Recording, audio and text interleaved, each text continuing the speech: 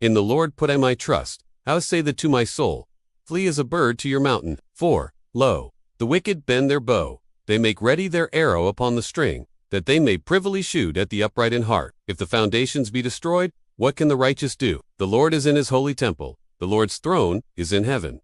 His eyes behold, his eyelids try, the children of men. The Lord trieth the righteous. But the wicked and him that loveth, violence is so hate. Upon the wicked he shall rain snares, fire and brimstone, and an horrible tempest.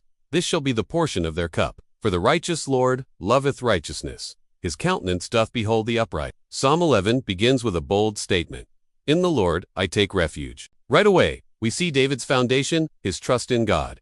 This is no casual phrase. In times of crisis, David wasn't relying on strategy, politics, or even military might. He found security in God's presence. This simple declaration sets the tone for the entire psalm. A contrast between fear and faith. The next line poses a question. How can you say to my soul, flee like a bird to your mountain? David is addressing voices of fear, perhaps advisors or his own inner anxiety.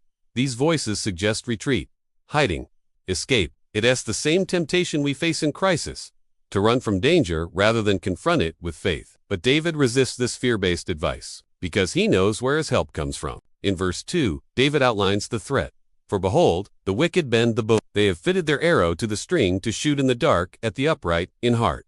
It's a vivid image. The wicked are preparing to attack the righteous, hiding in the shadows, launching ambushes. This verse captures the reality of unseen spiritual warfare. The righteous often face threats that are covert and constant, but Psalm 11 reminds us that even hidden enemies are no match for a sovereign God. Then comes the haunting question in verse 3. If the foundations are destroyed, what can the righteous do?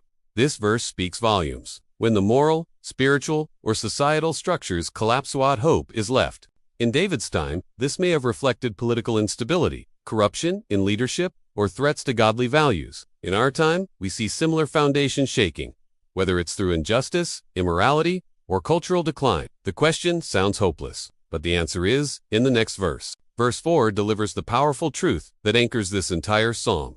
The Lord is in his holy temple. The Lord's throne is in heaven. Despite all that's going wrong on earth, God has not moved. His throne hasn't shaken. He's not pacing in worry, he's ruling with wisdom. This is one of the most important truths in Scripture. God's sovereignty is unaffected by earthly chaos. When our lives seem unstable, this truth stabilizes us. The verse continues. His eyes see, his eyelids test the children of man. God is not only present, he is watchful. He examines every person. The metaphor of God's eyelids testing suggests close scrutiny. Nothing escapes his attention, not the schemes of the wicked or the struggles of the righteous. He's not a distant deity. He is actively discerning, judging, and shaping human affairs. In verse 5, David gives more insight. The Lord tests the righteous, but his soul hates the wicked and the one who loves violence. This verse introduces a theme seen throughout Scripture. God refines his people through trials. He tests the righteous not to harm, but to prove and strengthen them. Meanwhile, he opposes those who cling to evil. God's judgments are not random.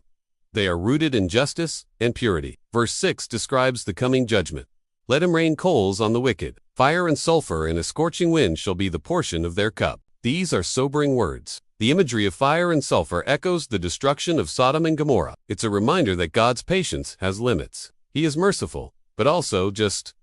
When evil reaches its fullness, judgment will come. It's not a popular message, but it's a necessary one. Finally, verse 7 concludes the psalm with hope. For the Lord is righteous. He loves righteous deeds. The upright shall behold his face. This final verse summarizes David's trust. The Lord is righteous. He loves righteousness, and he promises communion with the upright. To behold his face is a symbol of divine favor, intimacy, and reward. In contrast to the wicked, who face fire, the upright are welcomed into God's presence. This entire psalm is a call to stand firm. When society crumbles, when injustice prevails, when fear says run and hide, the believer is called to look up and remember. God is still on his throne. His justice is sure. His presence is near. Psalm 11 is only 7 verses, but its message is monumental. It teaches us to reject panic, hold on to God's promises, and trust in his perfect justice. If your world feels unstable today, take refuge in the Lord. Don't flee, stand and behold his face.